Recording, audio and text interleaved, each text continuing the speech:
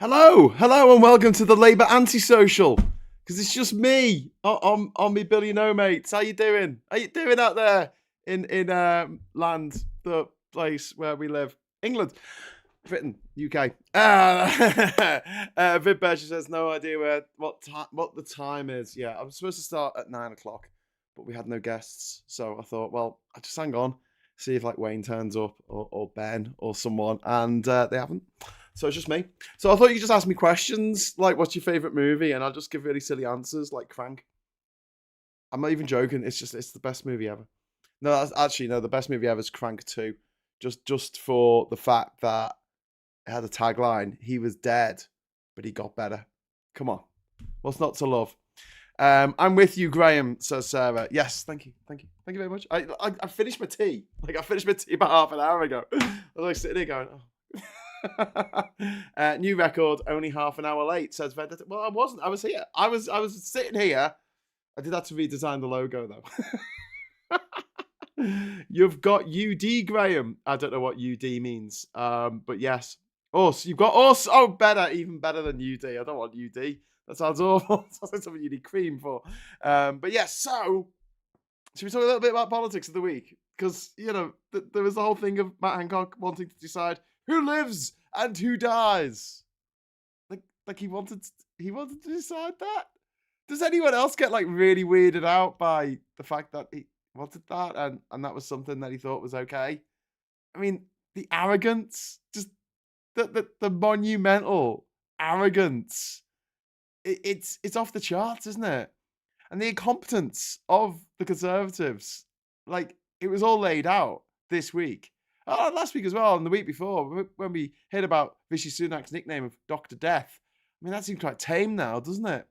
Boris Johnson not giving a hoot either way. Turning off his phone. He went on holiday for 10 days in February. He'd only been Prime Minister at that point for about 6 or 7 months.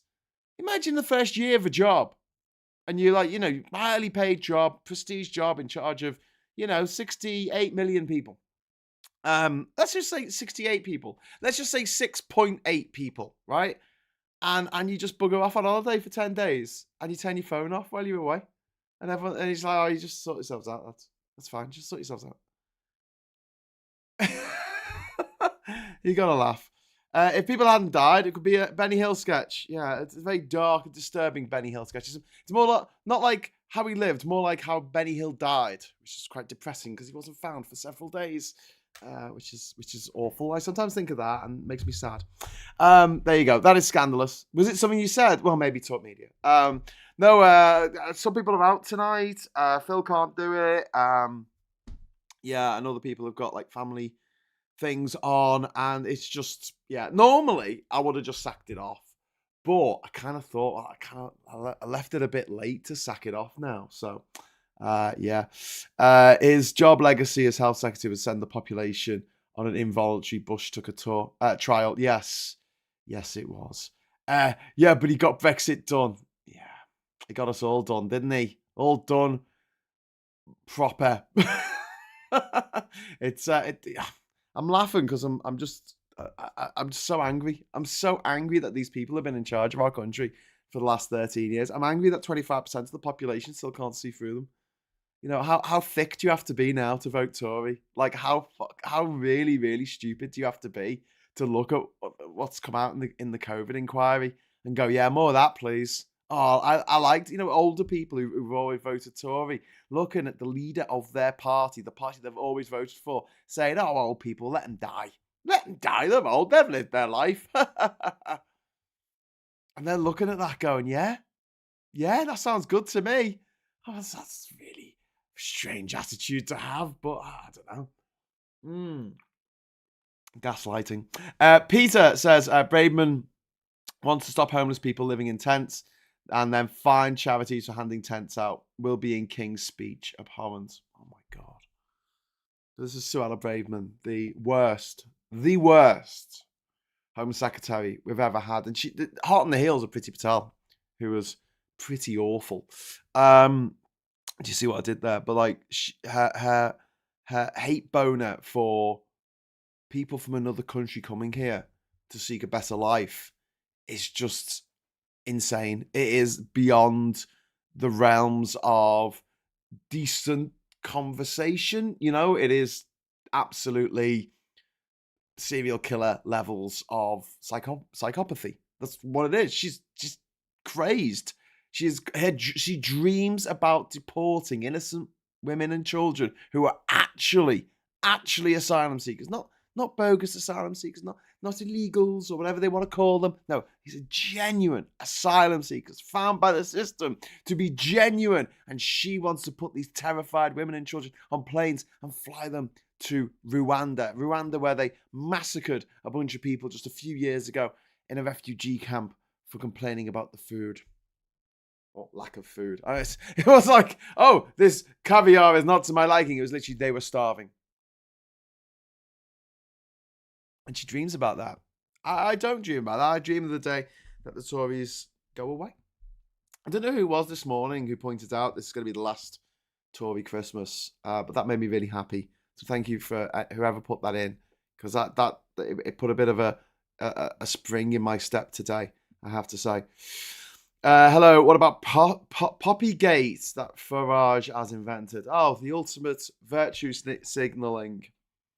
Poppies. Yeah, I'm not going to be wearing a poppy.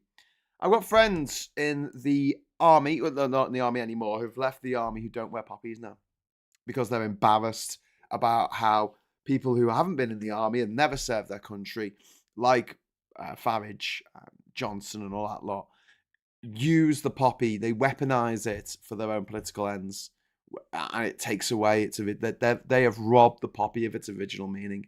They've done more damage to Britain's legacy in World War I and World War II than anyone else, because they've turned something that should be, a stoic remembrance of the sacrifice that was made.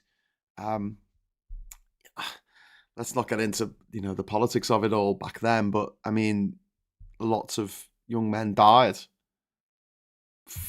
for little bloody reason other than Queen Victoria's grandchildren all wanted to fight each other. Great. But yeah, I've fallen out of love with the poppy because of what the far right lunatics, the poppy rage mob, have turned it into. They've turned it into like War Christmas. I go into the supermarket and I see all these decorations. You see that they'll get like a mannequin and they'll like cover the whole mannequin in poppies, and it's just grotesque.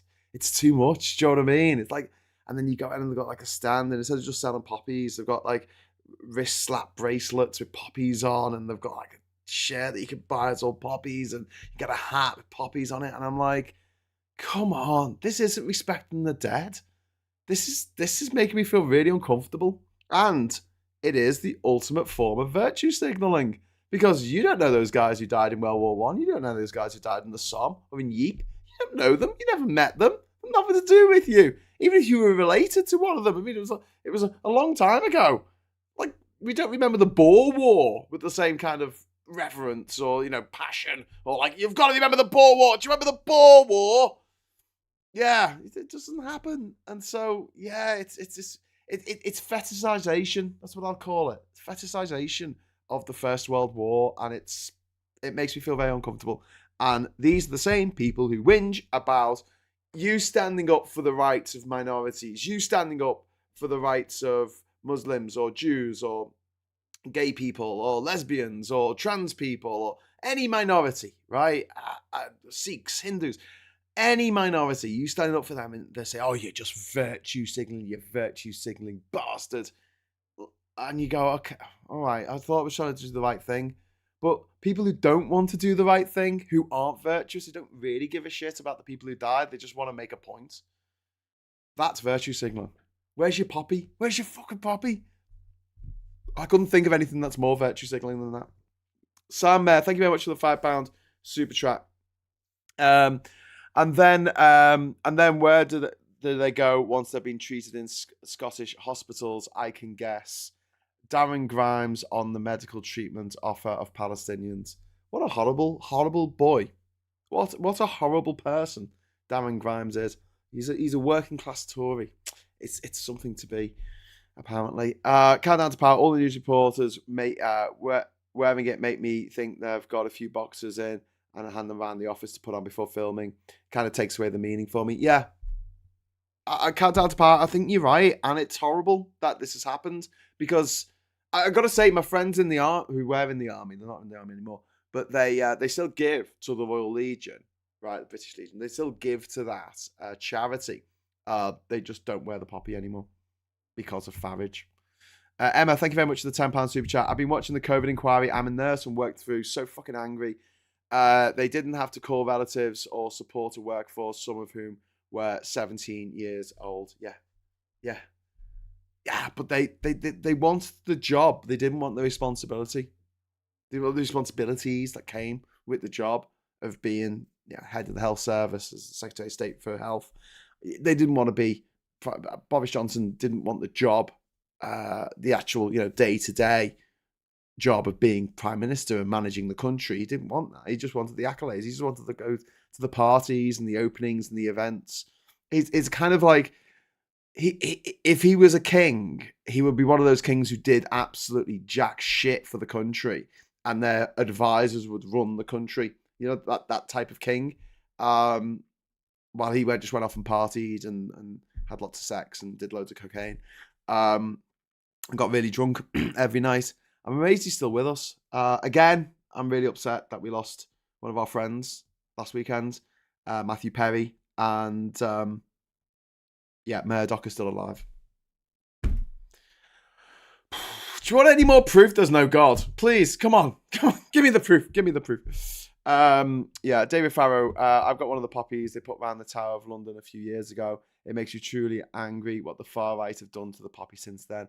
Yeah, that was amazing what they did. I think that was 2014, wasn't it? When they had the poppies, and there was one poppy for each of the fatalities in World War One. Was that? And it was like a stream of poppies coming out of the Tower of London. That was really poignant. I mean, now driving around here in Durham, like every village you go to have got like a bench or a monument to World War One. It's like lest we forget. And you start seeing like this time of year, people putting it on their vans, and it's going to sound horrible, and I might lose some viewers saying this, but do you know what it reminds me of? You remember Comic Relief where they put the red noses on the front of cars? It's a bit like that. It's a bit like, okay, you remember, something that you went around to actually experience, but you remember it. Which seems a bit weird to me. We're so dissociated from it now. There's no one left alive who experienced World War One as a soldier. There's very, very few people still left alive who were even alive in World War One when World War One happened, and they would have been too young to really know what was happening.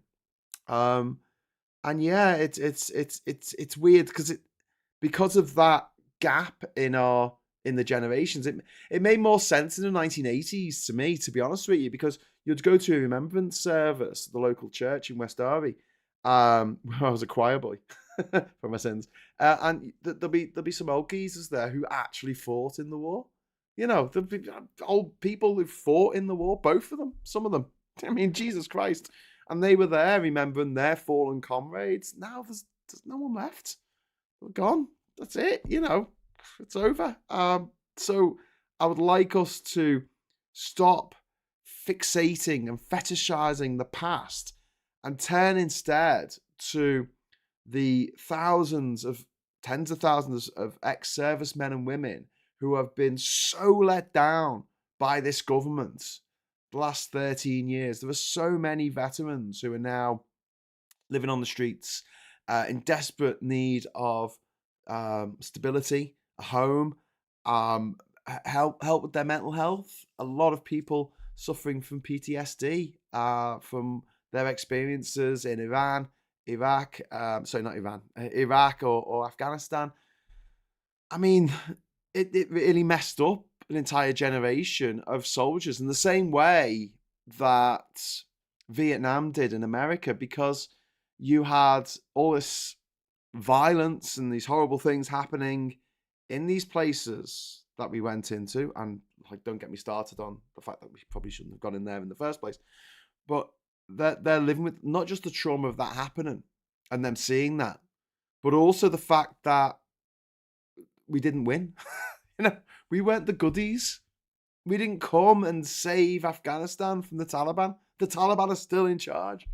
We didn't come and save Iraq from, well, we said from Saddam Hussein, but it got replaced with ISIS, which is demonstrably worse. I mean, I met quite a few people in the Middle East who were not Muslim, who were, well, no, some of them were Kurds, actually. So there was Kurds, but particularly Christians who used to live in Iraq who had left because of the discrimination that they'd experienced since Saddam Hussein had been toppled. Once Saddam Hussein was in charge, the Iraqi Christians were treated okay, I guess. This is obviously a second-hand account, but once he was out, the people turned on them, and they got handed out the country. So I met some who were living in Kuwait. I met some that were living in Dubai.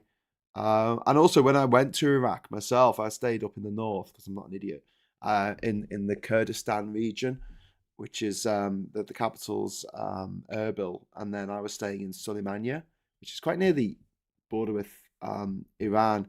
And the Kurdish people up there had lived in their own autonomous state for, at that point it was nearly 20 years, because it was 1991.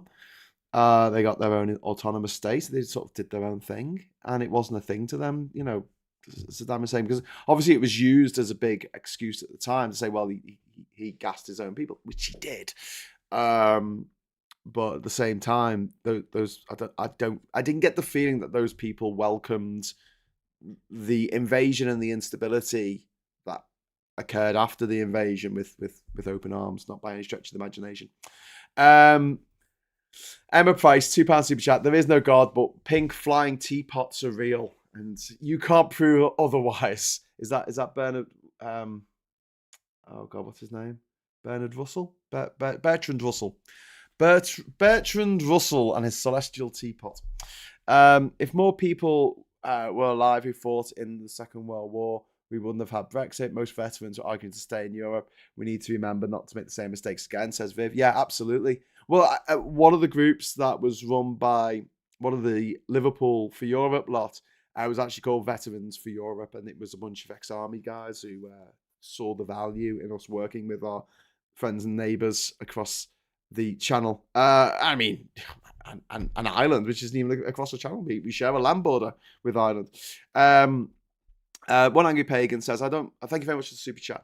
One Angry Pagan, I didn't wear the poppy. However, pagans have lit bonfires to the honoured dead for centuries, and the practice still survived. Blessed be the honoured dead. Yeah. FY says, my great grandfather died in some World War One. I'm really sorry, man. Like I said, it's your great grandfather. It's so many degrees removed. My great granduncle died in France, and my granddad fought in World War II, and my granddad George, he was in the Navy from 1935 to 1945, and he didn't he didn't support Nazis. He didn't say that there's fine folks on both sides. He didn't make excuses for them. He didn't get Nazis to vote for him. He just fired torpedoes at Nazis because they were Nazis, and that's what you should do to Nazis: fire torpedoes at them. But it is a situation now where I feel like we should stop. Sort of, it's been hijacked, like the Union Jack or the Union flag has been absolutely hijacked by the far right. I feel like the poppies have as well. And but the work that the Royal Legion does is really important, helping out ex-servicemen and women. So it's an issue. Poppy Day meant something and still does to many, and I respect that. But now it's become something else. Weapon manufacturers now give money. That's not good, is it?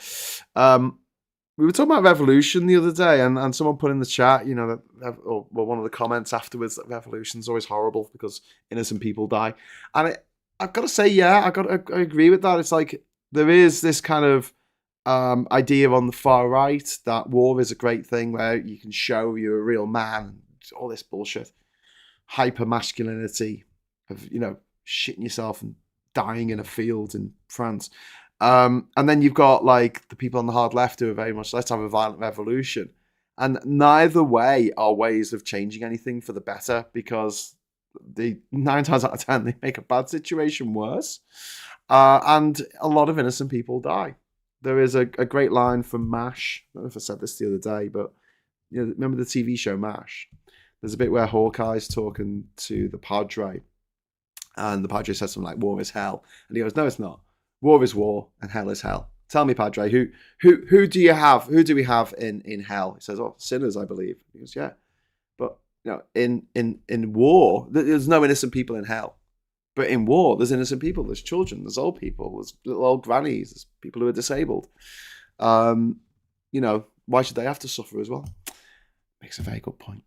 My grandma lost 3 brothers on merchant ships in World War II. That's from FY. Wow, that's a loss. Mike Organ, my father joined the RAF in Feb 1939. We asked him why, and he said if he was going to fight, he was going to do it up in the air. Sadly, his eyesight was iffy, so he ended up as an aircraft engineer. Karaoke says, my grandfather fought in World War I and II. My father fought in World War II. We do not require another World War. Yeah, I agree on that. I mean, a lot of people are innocent. People are dying while neither of those 2 options are going on in this country. Yeah, indeed. Carrying stars, I believe Stalin will stand down and allow Angela to take the lead. Next generation would be a whitewash. Look, if the polls started pointing towards the fact that Labour were looking at a defeat, then I'd agree with you, but they're not. They're 20 points ahead of the polls still. And although I know that a lot of us are quite upset about what's happening at the moment, quite rightly upset about what's happening in Gaza at the moment, it's not something that necessarily is going to cost Labour the election if they don't change course on it. But yeah, I wish Phil was here, because Phil's better at explaining why they're calling for a humanitarian pause rather than a ceasefire, because I don't really know the difference, to be honest with you. I think it's just called for a ceasefire, but apparently there's a difference. But yeah, what's happening in Gaza and the Holy Land, the unholy land more like, is really disturbing and really upsetting. And whenever something like this happens, whenever we have war and violence and things like this, it spreads. It's never contained in the area which you think it's going to be. There's no country that acts in isolation to the rest of the world, and it has knock-on effects that are felt around the country, around the planet. Like aftershocks from an earthquake or something that go round and round, and it just never ends. I always give the example of Somalia. Somalia fell into anarchy in the 90s, and the international community didn't really want to do anything about it, because what's the point? There's no oil there. And so they just let it be run by militia groups in Mogadishu. This is down in, what was Italian Somalia and Puntland, Somaliland, which was old British Somalia. That's been a breakaway republic since the 90s and has its own flag, parliament, democratic elections, has its own money. But no one will recognise it, unfortunately, as its own state. But yeah, Somalia was just left to fight amongst itself. But one of the upshots of not having a government is that it didn't have an army, a navy, an air force, or a coast guard. And so all of its coast was undefended.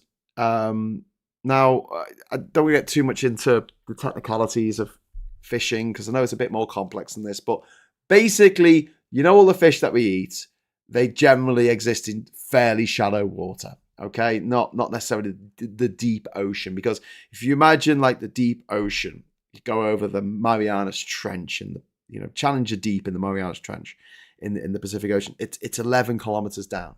Okay, so where's the nutrients? Where's the nutrients there? Where's the chain? You know, I know there's some really deep water fish that live near the bottom because there's some nutrients down there, and you know there's certain plankton and things that can live on the surface, you know, because of photosynthesis. But generally speaking, if you have a shallow area of the ocean, relatively shallow, where you can have different fish all kind of feeding off each other. So you have the deep ones down at the bottom, you have the shallow ones at the top. Then you have a more sort of healthy ecosystem for fish. Okay, this is why fishing rights are so important in countries that have long coastlines like Somalia, because they don't want other countries coming into their waters and taking all the fish. See where I'm going with this? And that's why international waters are kind of international waters, because nobody wants them. There's only a couple of turtles, perhaps, now and again, and the odd shark, and I don't know, a dolphin pod bouncing around now and again. There's not much out there to eat or to catch for food. And so what happened I think this went through the sort of noughties, is you had these Chinese trawlers turning up off the coast of Somalia, knowing they were perfectly safe. The Somali Coast Guard was non-existent. There was no navy to scare them off. And they just came and trawled, like literally just dredged the ground, the seabed of like everything, just took it all away and took it back to China to eat. And the Somalian people could do nothing about it, right? So you had these Somali fishermen, getting ahead of myself, Somali fishermen, they were going out and fishing like their ancestors had done for hundreds of years, putting out these nets and pulling, and there was nothing coming in. You know, they were barely getting enough food to eat, never mind like sell on. But what they did have was little fast boats with a little, you know, outboard motor on, little 150 horsepower, you know, motor on them, and guns, lots and lots of freaking guns, because all the neighbouring countries had instability and war and all kinds of nonsense for many years, and it was quite easy for them to get AK-47s. So you got a boat, you got AK-47s, you are literally living next to one of the busiest shipping lanes in the world. How do you think you're going to make your money? But what's tragic about everything to do with the Somali pirate situation was that a lot of it was brokered by Russian gangsters and gangsters from other countries as well, but gangsters basically, who worked as middlemen. Because if you were attacked by pirates in the Straits of Malacca between Sumatra and Malaysia, they would come on board and they'll find out what they could steal, and they would open up some containers, take what they wanted, and bugger off. The Somali pirates' MO was different, as you'll know if you were keeping, abreast at the time, or you've seen the movie Captain Phillips about the Maersk Alabama. They took the crew hostage, and I've actually met two people on my travels on cargo ships who were taken hostage by Somali pirates, and I got to talk to them about their experiences of being held captive by Somali pirates, which is, not great. And one of them, Shivas Regal, his name was, he was a chef, he was a cook, he was a cookie on board one of the ships I was on. He was held for months. His crew was held for months, and they would go from port to port in Somalia, and they were essentially held for ransom, right? And the ransom was paid to the middlemen, and the Somali pirates got absolute buttons for it. But one of the things that happened as an upshot of these ships getting boarded by Somali pirates is that the IMO, is it, the International Maritime Organization, they upgraded their rules, because I think up to that point you couldn't have guns on the ship, on any merchant vessel, you couldn't have them. And they changed the rules to say you can have security on board these ships. So I travelled on one of the ships going into the Indian Ocean, and there was four security on there, and basically there were two of them awake at all times. So they did 12-hour shifts, 12 hours on, 12 hours off for the duration of the voyage, and that cost a lot of money. Also, the insurance got jacked up, as you can imagine, if these ships are being held to ransom. That went up as well. And what happened was it made everything in the world more expensive. Like, because everything that was coming from China, everything that was coming from Japan to Europe had to go through the Suez Canal, had to go through the Red Sea, had to pass by Somalia. And so the instability of one country had reverberations around the world because it affected the economy of the entire planet in the same way that that boat that got stuck at the Suez Canal last year disrupted the entire planet's what do you call it, mercantile trade or whatever the words are.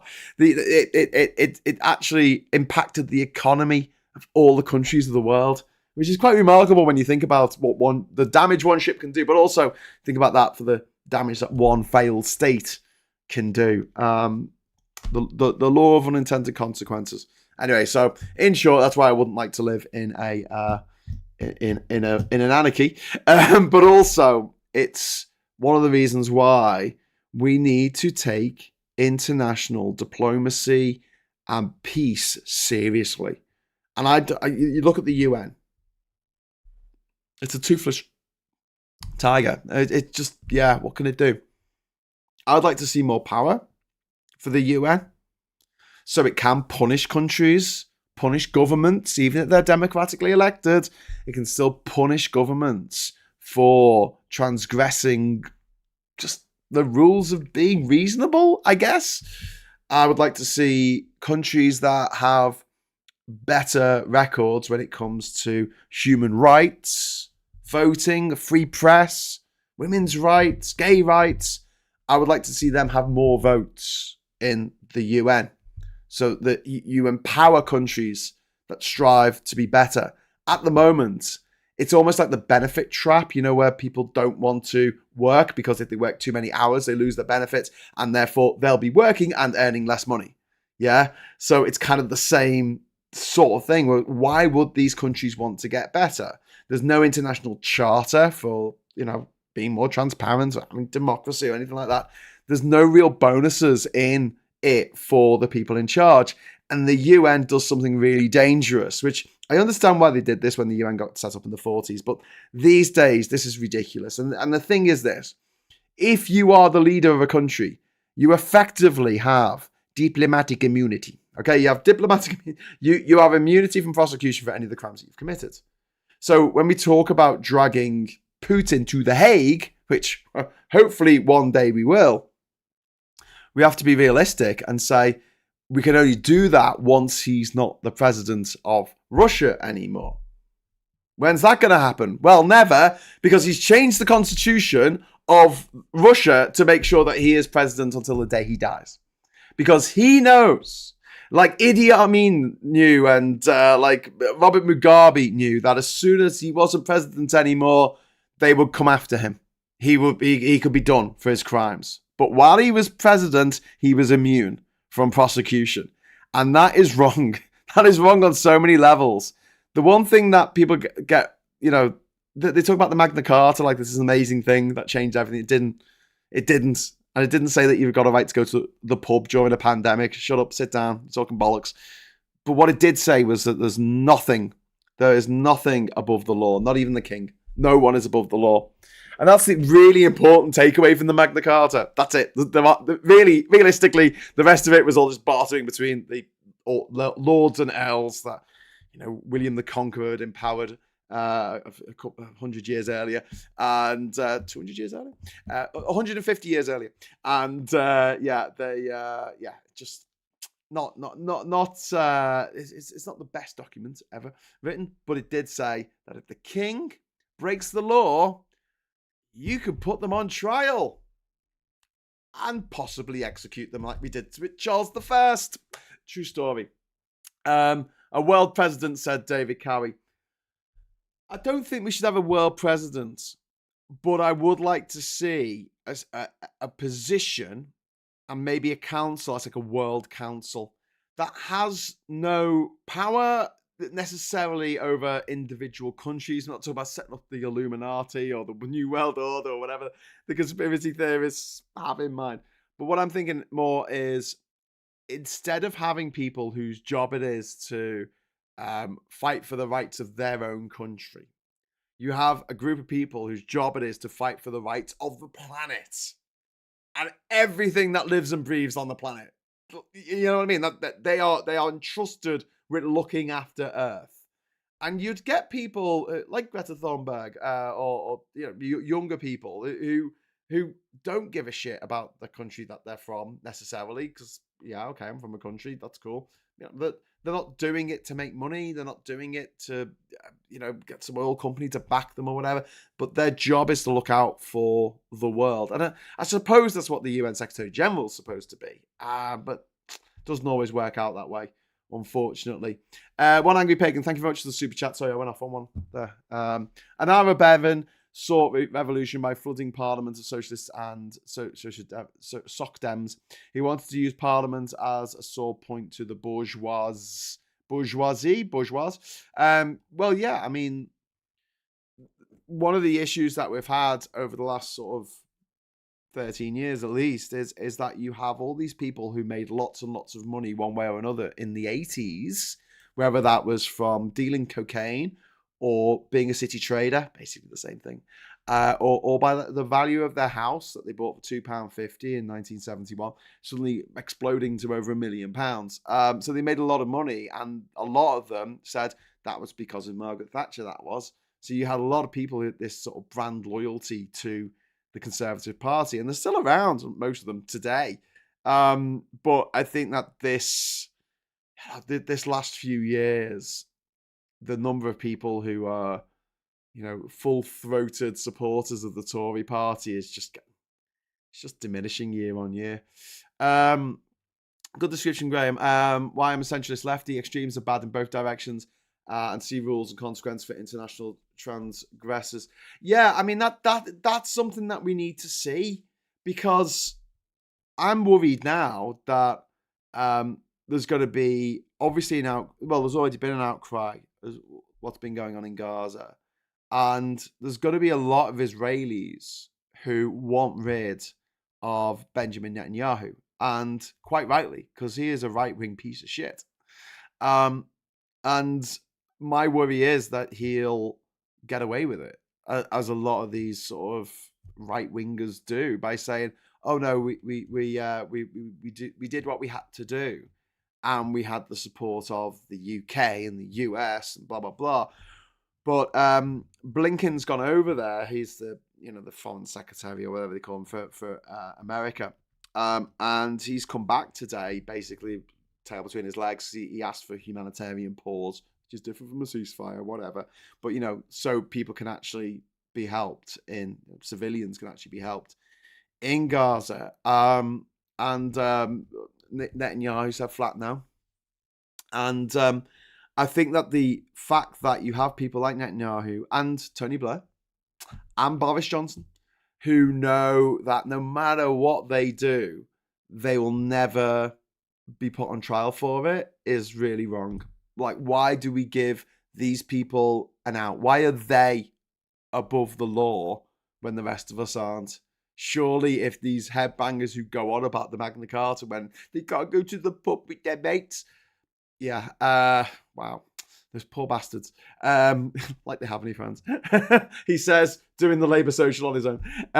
But yeah, I think that the that sort of mentality of those people who bang on about the Magna Carta, the only bit that they really should be taking notice of and maybe banging on about on Facebook, making little really badly designed memes, is the fact that no one should be above the law. Not yet Netanyahu, not Blair, not Idi Amin. I don't want Trump to live the rest of his days in an air-conditioned apartment in Saudi Arabia, like what happened with Idi Amin. I don't want that. I do not want that. He's got to go. He's got to go to jail. And I don't know if anyone saw the performance of Eric Trump today. He went up and he said, "had nothing to do with the day-to-day running of the business." And then they brought out all these emails. Sorry, go back. Let's give you a bit of context. This is to do with the Trump trial for the Trump Organization in New York. where he's accused of inflating property prices to get preferential deals on loans and then lowering them so he doesn't have to pay so much money to the Inland Revenue over in the States. There was, I think it was the lawyer. I think it was the lawyer or the spokesperson. So it came out on the courtroom steps, and she said, "I wish I had the clip to play you." Actually, she actually said today. She goes, "Oh, it's disgraceful. These children were forced to take the stand. They were taken from their parents. Taken from their families, and forced to testify. Children." Eric Trump is 39 years old. Donald Trump Jr. is 45 years old. And she said, these children are being made to... And you hear that and you think, you think of these little shoeless bloody street urchins who have been put on the stand to testify against Bill Sykes or Fagan or something. No. Fully grown men. What if he was 45 years old? These little children. These little. Oh my lord. So yeah, that was quite fun. Wow.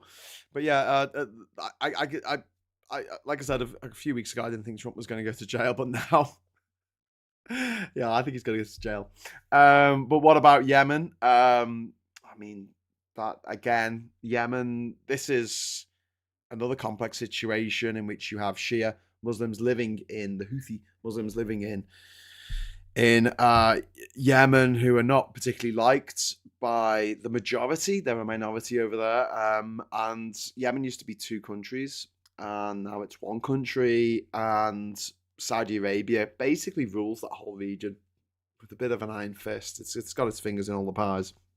And the Iranian government, which isn't great, started arming the Houthis, and they decided to,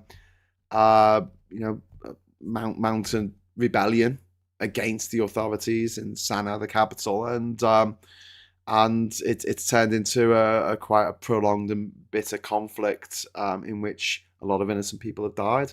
And we have a situation where Saudi Arabia is bombing Yemen, and the governments of Yemen are like, all right, yeah, that's fine.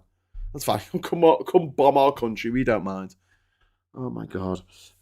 So yeah, but I mean, I'm not big on sort of whataboutism. I don't want to say, oh yeah, but then the Muslims were treated badly in Burma, and no one really talks about what happened to the Tamil Tigers in Sri Lanka back in 2010. They were wiped out. Literally, they were just massacred. They were wiped. There's been no proper investigation into it at all. Do you remember the Tamil Tigers? They invented suicide bombing, by the way. My God. Then you have the Uyghur Muslims up in northwest, the Xinjiang region of China, who are obviously being treated incredibly badly by the Chinese regime. But I think you've only got so much outrage, in the same way you've only got so much milk of human kindness. You've only got so many things that you can devote, so much time you can devote in your head to all the things that are happening on the planet right now. And it does feel like some certain conflicts suck all the air out of the room when it comes, or suck all the oxygen out from everything else. Like, people aren't talking about Ukraine as much as they were. And that's, it's just, yeah. Anyway, it's a horrible situation where, to me, is best. It's difficult to say. This one is the winner. Are you talking about a king is not a king unless he has the heart of a king and not a dictator? Which Trump is this number? Is this trial number 45, 83, 100? There's too many. I can't keep up. He's 91 charges. 91 charges altogether. You're not on your own, Graham says, countdown to five. Oh, thank you. I am here on my own, but okay, quick question. Does anyone believe that the Tories who managed the COVID exercise be held to account criminally? That's the hope. It really is the hope. And do you know where this comes from as well? At the Labour Party conference, they said they were going to do two investigations. One was going to be two inquiries. One was going to be into HS2. The other one was going to be into the COVID loans, COVID financial scandal.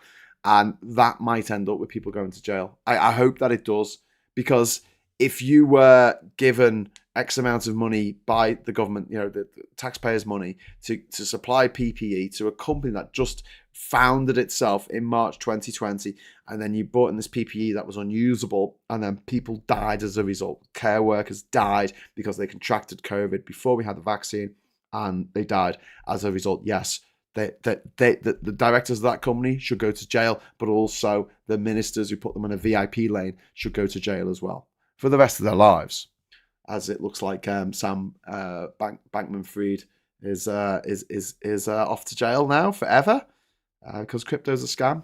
Did anyone tell you it's a scam? As are all get rich quick schemes. Lovely hat. Is it new? No, this is my old. It's newer than my original. I want a refund from Michelle Moan. Yeah, I think we should all have a chance to sail on her yacht once a year. So that's I'm just seeing if there's anything new. He's going to jail for Christmas. He'll never go to jail, unfortunately. He's going to jail for Christmas. There are two comments in quick succession there. Must have missed that. But yeah, I would like to have a Brexit Russia inquiry as well, which I think is really, really important because Russia has had so much of an impact. I say Russia. The Russian government has had so much of an impact on Britain. It's a bit disgraceful. But yeah, I memean, let's just talk a little bit. I'm going to wrap up in about 13 minutes. I think I'll just leave it till 10:30 and then I'll sack this off. Hope you don't mind, because it's just me. But yeah, just about the COVID inquiry. It's just remarkable, isn't it? I don't know if anyone saw it. I think it was news at 10 on ITV this week, and it was just the intro for it was just like when the government was supposed to be taking care of the nation, they were just fighting amongst themselves, bitching about the other people and what roles they had, and carping on about having to do things and having to get Boris Johnson to agree to things, which was a nightmare, and how much of a problem everyone else was. Everyone's an idiot except for me, and just the grotesque. And they gave a few examples of the text that Cummings had sent and things he'd said about people.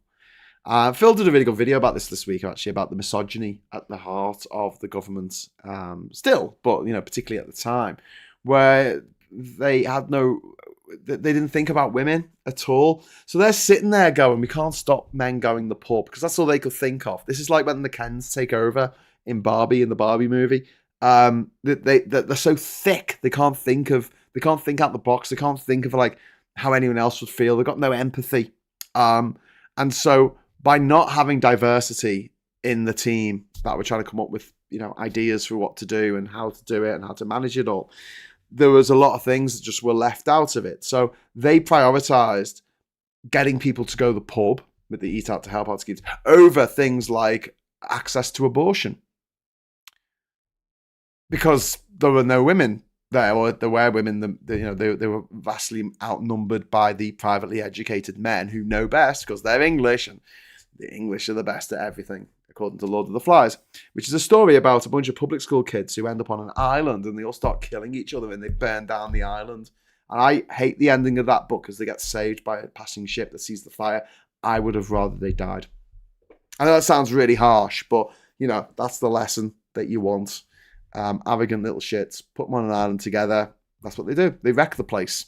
But then a helpful ship comes along and saves them. And I'm like, there's no helpful spaceship that's going to come along and save the planet from the bunch of privately educated dickheads who are running the place at the moment. Thank goodness we had an inquiry to find out all that out, or we'll never know. They did so well. Got all the big called rights. Hair dryers. Oh, Jez, yeah. So Boris Johnson thought that he could cure COVID by putting a hairdryer up his nose. Yeah. Can you imagine Rees-Mogg's face in the frozen aisle in Asda? It would be like The Exorcist. I could imagine his face sitting in a cell on his own for the rest of his life. Solitary. Read the COVID inquiry. Every witness has been astonishing, even when they've been desperately trying not to give anything away. Indeed. James and the Giant Peach. Lord of the Flies has Pig in it too. Even Piggy. Yeah, but Piggy dies. They kill Piggy. I mean, they literally murder him. because he's got asthma and he's overweight, and he survival of the fittest, mate. That's exactly what Boris Johnson would do. When things go wrong, say good, otherwise you will never learn. Indeed, I pinned all my hopes on ET.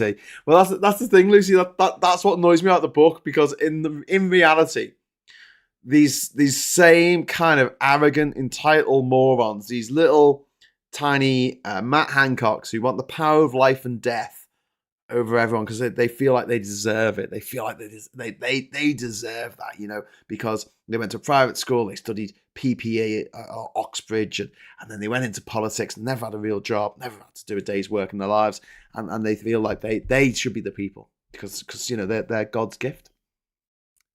What was it? Divine right of kings. Yeah. Anyway, frozen turkey dinosaurs, you say? Cuthbert Fitz shrug. It's at times like this I miss Steve Irwin. He could always distract me from real world horrors with real world wonders. Well, I don't know if you've been watching Planet Earth 3, which is quite depressing, actually. Planet Earth 1 was just startling, groundbreaking, amazing. Planet Earth 2 was awesome, really enjoyed it, really beautiful, and they filmed in Bocas del Toro, very close to my island, in Bocas del Toro, in Panama, to film the swimming sloth scene.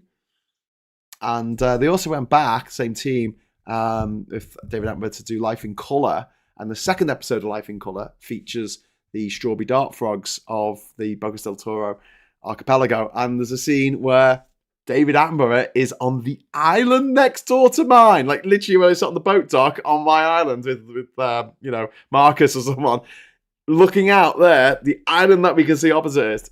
David Attenborough was on that island. I didn't know. Someone should have texted me, "Hey Graham, David Attenborough's here." I was doing whoa, getting the boat. I swam across. David, yeah. But yeah, anyway. So yeah, but Planet Earth 3, it's really depressing because of all the damage we've done. Because we've set the planet on fire.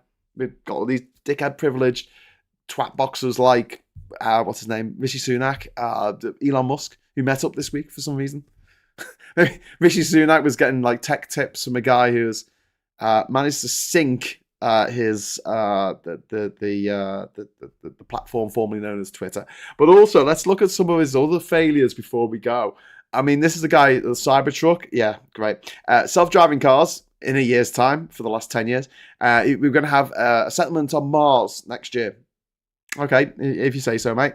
It's the guy who he's promised the Hyperloop. Do you remember the hype about the Hyperloop? Absolute bollocks. It was really freaking painful. And to me, I remember at the time thinking, is he doing this to try and kibosh any realistic improvements to public transport? And it turns out he was.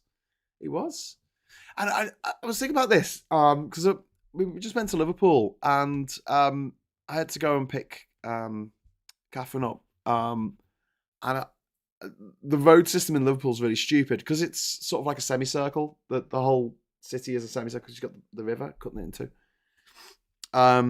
They make it so that there's a big 6-lane motorway in between the commercial area and Chavez Park and the Albert Dock and the Liver buildings. It's like you've got to cross a motorway, and I'm like, get all those cars out, just pedestrianize it, just sod it, pedestrianize it, and you allow trucks to go, vans to go along it before 6 o'clock in the morning or something.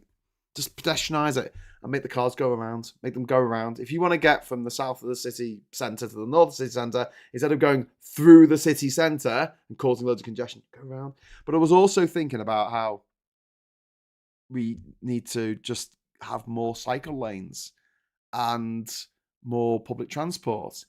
And you get these drivers whinging about cycling. Why are they spending money on cycle lanes? And I'm just thinking, they mean less cars, you dickhead. It means that someone who could be in a car isn't. It's the same with public transport, trams, underground trains overground, just buses. Don't complain about them. They're literally, you're sitting in a traffic jam because there isn't enough public transport. So if you pushed for more public transport, there'll be less people on the road to annoy you. So actually, it's a win-win. Less people to annoy you in the traffic jam, and also. But instead of doing that, we have a Tory government that invested heavily in smart motorways, which do away with the hard shoulder. So you have cars and lorries, like 80 meters, these big, massive trucks, right, with a 40-foot container on the back. And they're thundering along, and they're going at 60 miles an hour. And if your car breaks down, you're buggered, mate. That's it. You're sitting in the middle of a lane. You can't pull over to the hard shoulder because there is no hard shoulder anymore.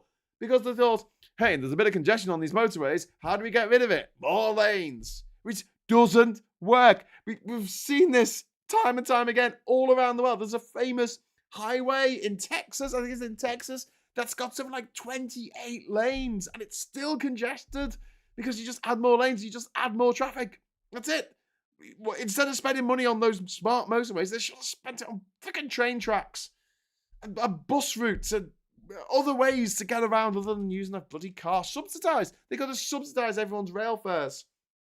So it only costs a tenner to get from Liverpool to Durham instead of the amount that it costs, which means that it's cheaper to literally hire a car, fill the car with petrol, get insured, go to Liverpool, drive back if you've got a family of 4. It's cheaper to do that than to take the freaking train.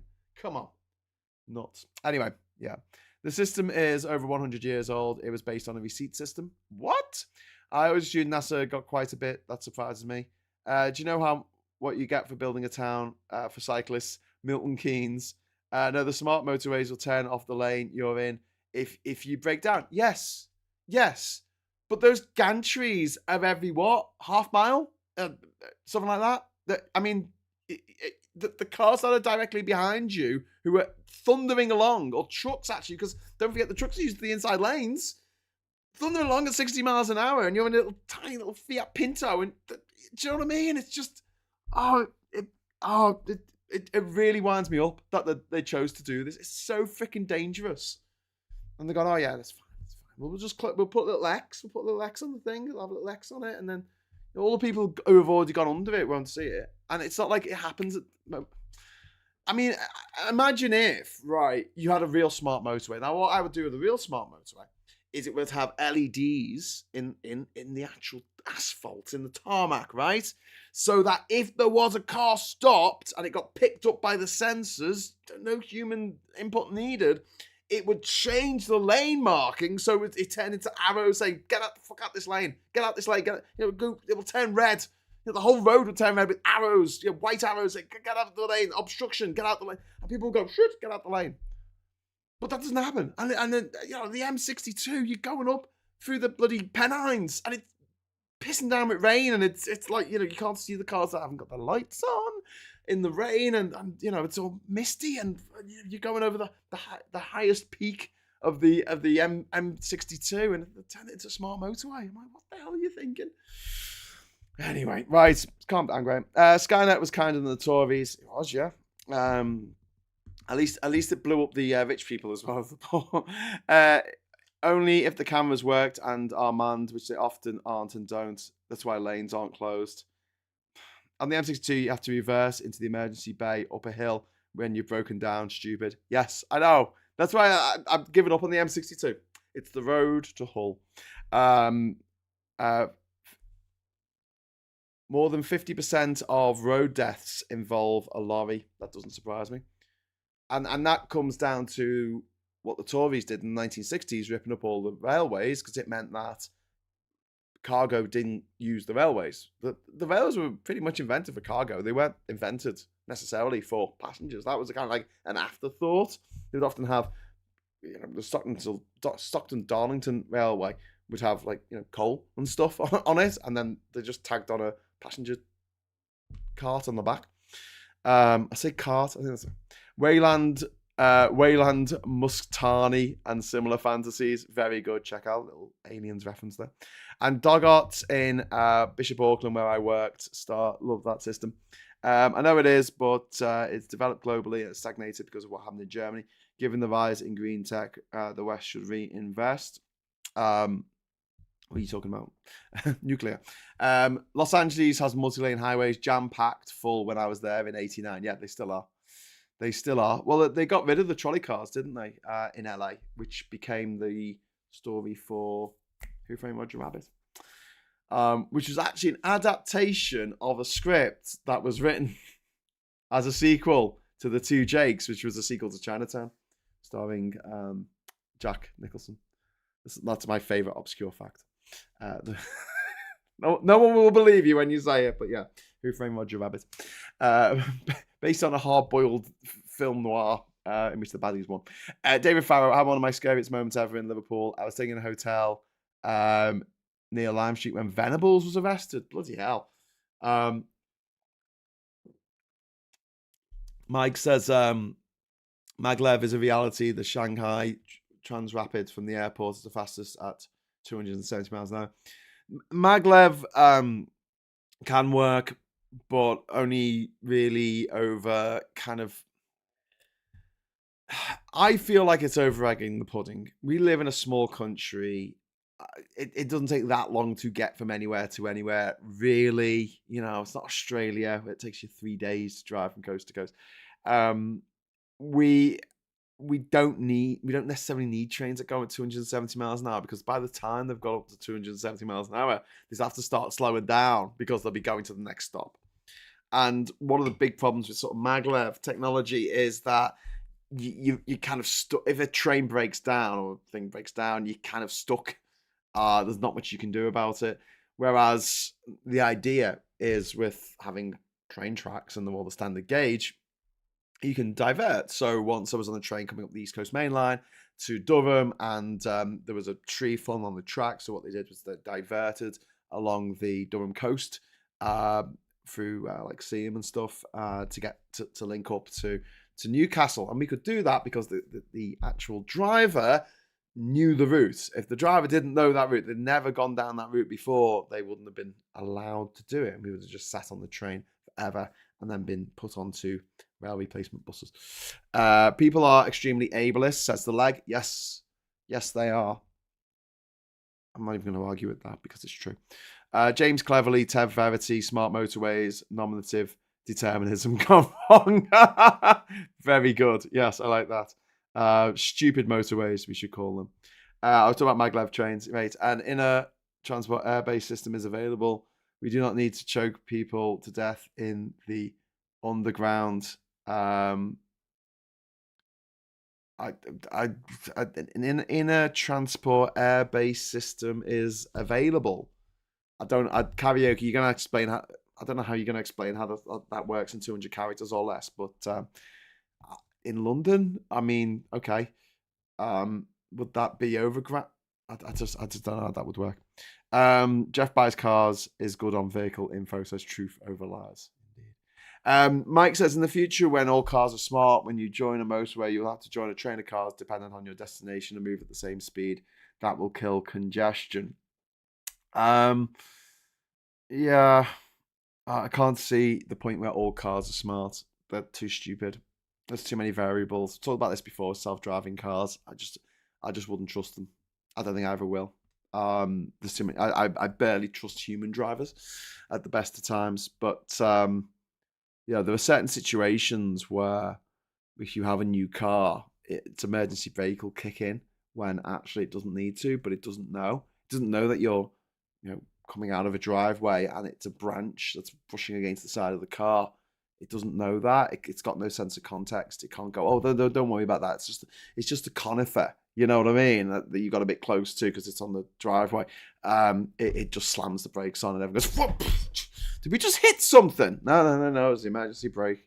I was worried about that conifer there because it doesn't contextualize it, because it doesn't know the difference between a conifer and a brick wall or pedestrian. What was the easiest and most difficult bit for you transport-wise when you traveled the world? The easiest would have been Europe. Europe is amazing for public transport. The trains, just incredible. One of the worst places for public transport is America. The state of Wyoming doesn't have a single railway station. The entire state, not a single railway station in the state of Wyoming. I mean, it's pretty bad. And the only option really for the long distance stuff, there's a few megabuses over there, but it's generally the Greyhound, which is not great. They put the Greyhound bus stations in the most deprived parts of cities, and the drivers are just horrible. They are absolutely horrible to the people getting on board, and they treat them like shit. And I had a really, really unpleasant experience getting on the Greyhound. What 0 out of 10 I'd give them. But in terms of difficulty of getting from one place to the next, it's got to be West Africa. The roads through Senegal, Mali was okay, but then down into Guinea was insane. Like the roads were in such bad condition, and the cars were in such bad condition. The bush taxis that you had to take, the set place taxis, called so because they fit 7 people in. Set place, like the French, and you've actually got 16 people in there and 2 goats and a chicken.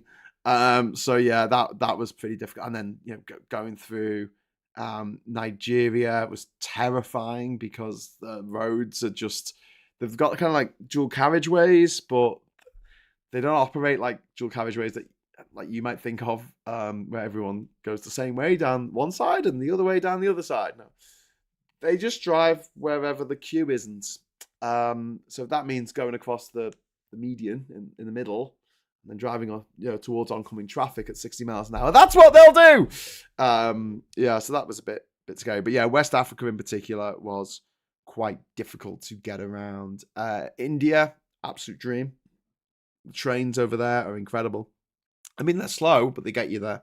I just had a really good experience on Indian trains. I suppose I could say getting around Central Asia was difficult, but not because of the transport. It was more because of the bureaucracy. It was very, very difficult just keeping on top of everything that you need, like a letter of invitation to get your visa, and then you were only allowed to be there for certain days. If you were in Uzbekistan, you had to register when you arrived, and you had to tell them that you were, where you were staying every night, and if you lied about it, you could be deported. So like couch surfing is effectively illegal in Uzbekistan at the time, and you couldn't go out and pick up. That wasn't allowed. The government would be, hey, don't be going out and picking up you. Stay where you're supposed to stay, so we can keep an eye on you. But then thinking about it, like China was great to get around. Obviously they've got the high-speed trains there now.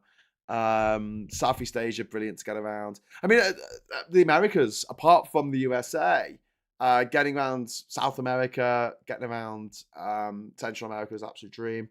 I just got on a big bus. There's a bus that goes literally from like Costa Rica all the way to Guatemala, and it stops in all the countries along the way. It's just like you get a ticket to Guatemala City, and you're like, oh great, that's Nicaragua and Honduras and El Salvador and Guatemala ticked off the list. Thank you very much, sir. Not too many places where you can get a bus like that, except for Europe, obviously. The Caribbean was difficult to get around because there's no ferry services, because it's all pretty much wrapped up by the cruise ships. The cruise ships, I think, have ruined the Caribbean. But that's a story for another day. Graham, Greenpeace has released a transport card for €30 a month, and I can travel to France and use buses in France. Great. That's fantastic. That's the way it should be. I think that public transport should be free. It should just be free. Can't have social mobility without physical mobility. And going back to the point that was made earlier about, the ableism is insane. I think that I think that everyone who is allowed to actually use a vehicle to get into a city centre during the daytime, that should just be for people who have mobility problems. That's it. That's it. That's where I draw the line. If you need to, if you have to use a vehicle to get to that place because you literally can't get there any other way, then fine. Otherwise, piss off. Just park and walk. People a bit more healthy. The pilot to back up people who lol at electric self-driving cars remind me of people lolling at the first car. Well, I don't lol at electric cars. Just self-driving cars. There's too many variables. Think about it. Think about driving in a hailstorm at night. Good luck with that. I mean, just you're talking about a tech at the moment that can't tell the difference, seemingly, between, like, I don't know, fire hydrants and motorbikes and buses, as it looks like on the capture thing. It's like, prove you're not a robot by ticking all the buses. You're like, you can't tell what a bus is? What? And obviously I know capture doesn't work like that, and it's that's where you move your mouse and all that kind of stuff before you actually press it. what your cookies say. But just stay with me on this one. I can't see self-driving cars being something that we can actually rely on. Not now. I don't think not ever. I just don't think the technology will ever be there. Please feel free to play back this clip in 10 years' time as I'm doing the show from the back seat of my self-driving car. But yeah, and also difficulties that will come about because of self-driving cars, i.e., you will have to make laws about stopping people having sex in the back of a car while it's self-driving. You have to make laws about not having cars drop you in town and then go back to the home and then pick you up later, because obviously that will add to congestion. So you're going to have a lot of more rules put in to stop people gaming the system in ways that we haven't really thought about, because self-driving cars aren't really a thing at the moment, except for a few in San Francisco. Parking sensors all over my car went nuts when driving through deep puddles in Norfolk during Storm Babette. Yeah, if public transport was free, as it should be, simply because we pay, would it make a difference? Yeah, I think it would. I think people would use the public transport more. I mean, like, the difference is at the moment now, if I want to get the bus into town, it costs me more than driving. So why would I get the bus? Especially if the family's going, 4 of us trying to get the bus. It costs way more than just driving. We just park nearby and we walk into town. It doesn't cost anything. AI is centuries away from Skynet. Well, yeah, and the big problem with AI is it has no understanding of context. It is, as Adam Conover quite rightly puts it, AI is essentially fancy predictive text. That's it. It's predictive text that's a bit more fancy. And although it's given a lot of data, it can't understand context. When it can understand context, maybe we will have a functioning AI. Maybe that would be relevant for, cars. But we live on a planet where there's over 1 billion cars all buzzing around on all kinds of roads, all kinds of tracks, all kinds of terrains, in all kinds of weather. Just, yeah, we'll have some driver assist thing that keep you in the lane and wake you up if you fall asleep and all that kind of stuff. Realistically, I can't see cars just go buzzing around driving themselves. But we were promised flying cars, weren't we? Mate, all public transport for free, for goodness sake. It's in the title, public transport. I agree. Why are you saying, mate? Just listen to me. No, I absolutely agree. It should be. And also, public transport also is a huge benefit for the people who are in the area that are serviced by the public transport. For every £1 you invest in public transport in your city, you will get £10 back in investment spending and revenue. It doesn't. When people talk about the cost of public transport and talking out their house, it always pays for itself. Even HS2 would have paid for itself eventually, but the Tories were gaming the system, milking the system, milking it for everything.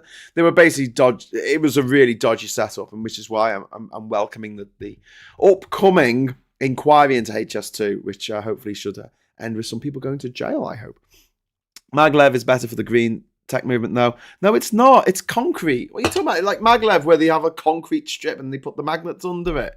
Come on, are people going to moan about the rare earth metals that are in lithium batteries? I mean, look at what you're going to have if you have literally, instead of just having 2 lines of steel, of having the maglev technology and having the magnets and charging the magnets and having all the coils going along under this sort of eye-shaped piece of concrete, and concrete's really bad for the environment. No, do you know what? It just reminds me of the monorail bloody thing from Simpsons. Sorry, I'm going to fall out with people now, but monorail, maglev, hyperloop. We don't need it. We do not need it. What we need is a cheap, efficient transport system on just standard rails. So you know what? If one of them breaks down and goes wrong, you don't need a crane to get it off the track. You can literally shunt it with another one. Or, you could actually take the trains that are behind it, put them on the oncoming track for a little bit, and then take them back off. Or whatever, because it's all interchangeable. It's all one train set. The gauge is the same everywhere. Maglev is far in the future if ever viable. I think it's too much resources. And look how much HS2 was going to cost, and that was just bloody rails, wasn't it? Graham, you can grow concrete. Yeah. I just read that Countdown to Power. The HS2, just make sure you bring a horse and cart for the final bit. Well, that's what it was like for many years, wasn't it? When we had, we come across from France, continental Europe, and it'll be like 260 miles an hour, and then it'll hit the Channel Tunnel and slow down to about 60. Concrete sleepers are like concrete maglev. Well, yeah, fair enough.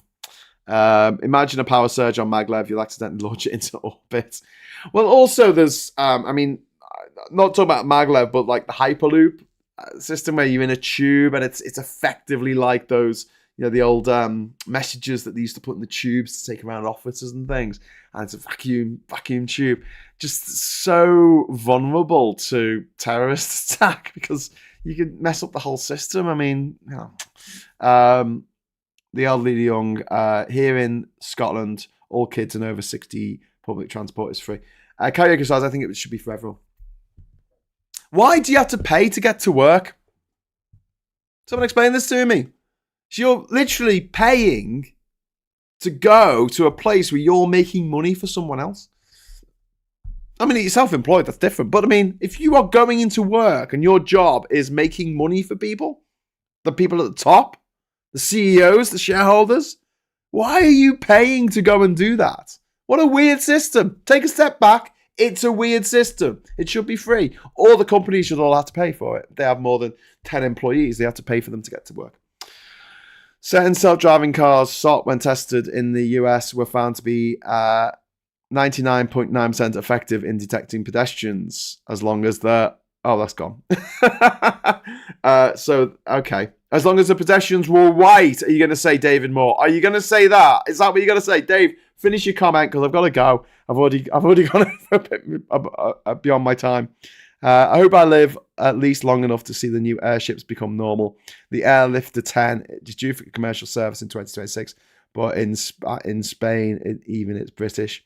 Yeah, airships are kind of cool, but unfortunately, we had the Hindenburg, and no one wanted to do it after that. I'm paying for parking at hospitals.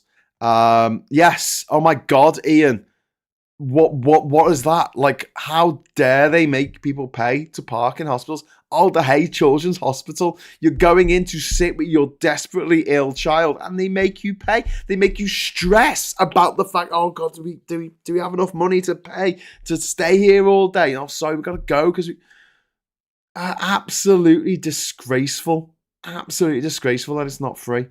I had to move job to get paid more, replacing local trip with a long commute, but the increase of salary was well worth it.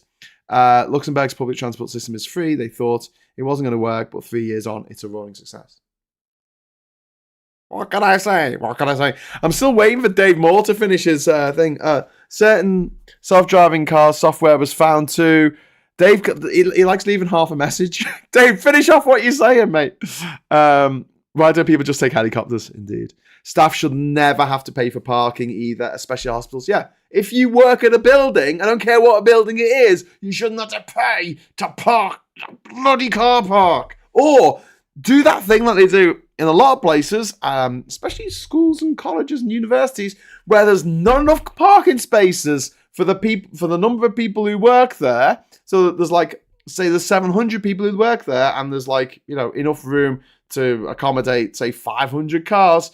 700 people who drive, who work, and there's like 500. So what people have to do is they have to get in earlier and earlier. So they're turning up for work at like 7:30 in the morning just so they can get a parking space that isn't 7 miles away. Great. What a great system. Yeah, brilliant. Thanks for that, dickheads.